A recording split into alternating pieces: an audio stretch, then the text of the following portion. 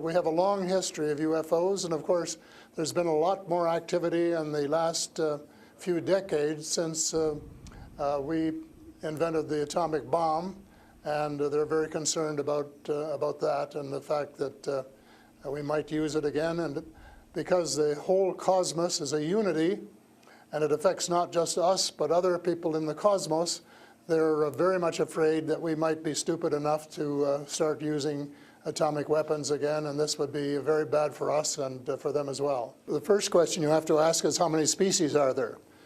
And I used to think there were, between 2 and 12. And Apollo astronaut Edgar Mitchell, who came to Toronto a few years ago and had dinner with us, agreed there was somewhere between 2 and 12. But the latest reports that I've been getting from various sources are that there are about 80 different species, and some of them look just like us, and they could walk down the street and you wouldn't know if you ran, walked past one.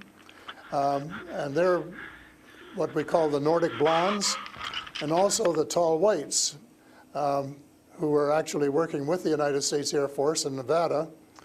They're able to get away with that. They had a couple of their ladies dressed as nuns went into Las Vegas to shop, and they weren't detected.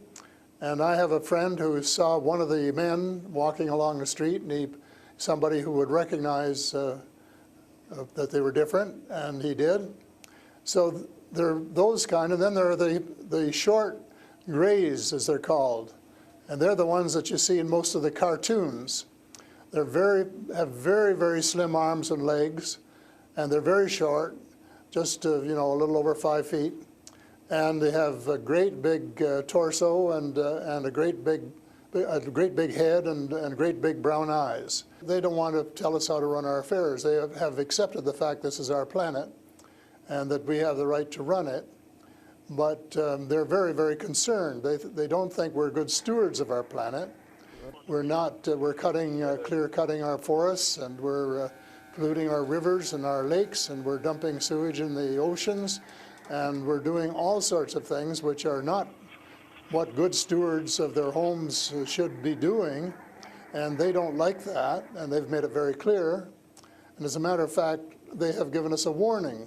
How? And this has come from more than one source. How have they made it clear? What have they done? They have talked to people.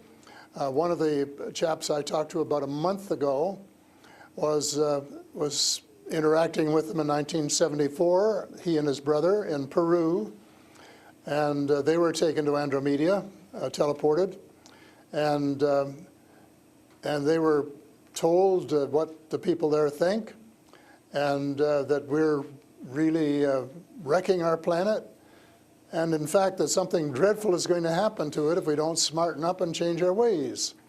We spend too much time fighting each other. We spend too much money on military expenditures and not enough on feeding the poor and looking after the homeless and the sick, and that we are polluting our waters and our air, and that we're playing around with these exotic weapons, thermonuclear weapons and atomic weapons, which have such a devastating effect both on our Earth and on other areas in the cosmos, and they don't like that.